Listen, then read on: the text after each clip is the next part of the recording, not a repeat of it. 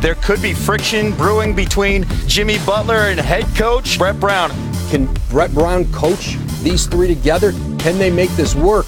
That is the number one priority in that organization right now. It just seems like such a great fit, adding a 29-year-old all-star two-way perimeter player to join a gifted young playmaker and an elite young big man. Sixers have it all. But they also have chemistry problems. Ramona Shelburne and Adrian Wojnarowski reporting that Jimmy Butler has aggressively challenged head coach Brett Brown about his role in the offense. And this comes after Joel Embiid expressed concern about his role since Butler arrived. Now, Butler can become a free agent this summer, but ownership is hoping to sign him to an extension. His problems assimilating into the team's framework, though, is causing some concern. Here's Adrian earlier on SportsCenter. Ownership, management, certainly the coaching staff, this is their number one priority. They invested a lot in that Jimmy Butler trade. You know, this wasn't made for the short term. They want to re-sign him in free agency, and they want to know that this group, this big three, can go forward together for years, and they have weeks, months to find that out if this group can coexist, if Brett Brown and Jimmy Butler can work together, if Butler can work with Simmons and Embiid. But the focus of this entire organization is on making this work, and they're going to keep chipping away at it. His best chance to get, his biggest payday, long-term deal is with the Sixers, but there is work to do. There's relationship building that has to come, and there's a trust here that the Sixers have to come with Jimmy Butler to all get on the same page. All right, so let's take a look at what's been going on in Philly by the numbers. Jimmy Butler, 48.4 touches per game. That's way down from what he had earlier.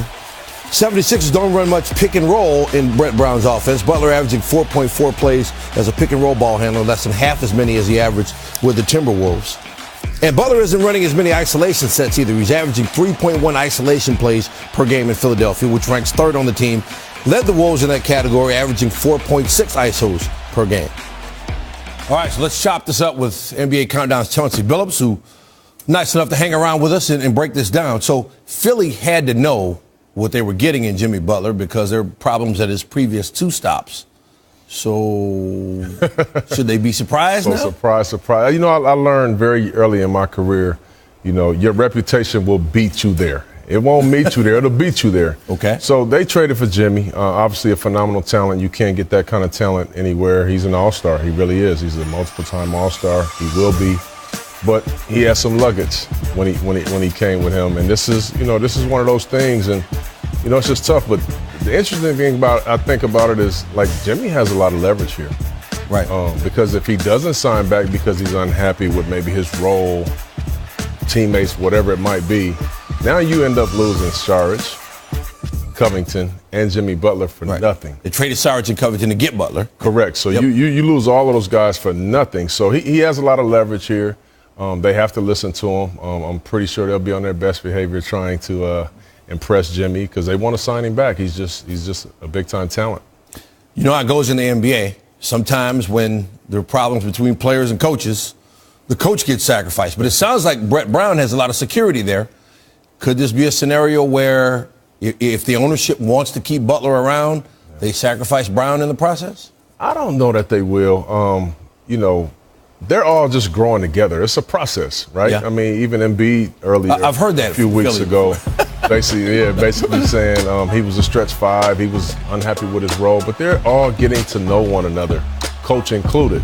So they have to show some patience there. But they got some talent that you just can't have. I mean, I'm looking at it and I'm saying they'll probably have 3 All-Stars, maybe the only team in the league with that. I just think they got to show some patience and just kind of ride it out. Thanks for hanging around, man. Yes, indeed. Always good having you on the show. Knicks and Lakers. LeBron James missing his 5th straight game. No Kyle Kuzma for the Lakers. He's got a bruised back, and that hurts just talking about it. Damian Dotson missed the 3, and Kentavious Caldwell-Pope hustling for the rebound. And you know what? It's always good when you show that kind of hustle right in front of the owner. He almost took out Jeannie Buss trying to save that ball. Under 2 minutes to go. Kevin Knox uses a screen, and the handoff from Enes Kanter puts the Knicks up 5. Under a minute to play. Lakers down 4. Lonzo Ball, to no one in particular. Lakers 16 turnovers. Emmanuel Mudiay not able to hit, but Cantor finishing it off. Tim Hardaway Jr. with 22. Lakers now 1-4 since James went down with that groin injury.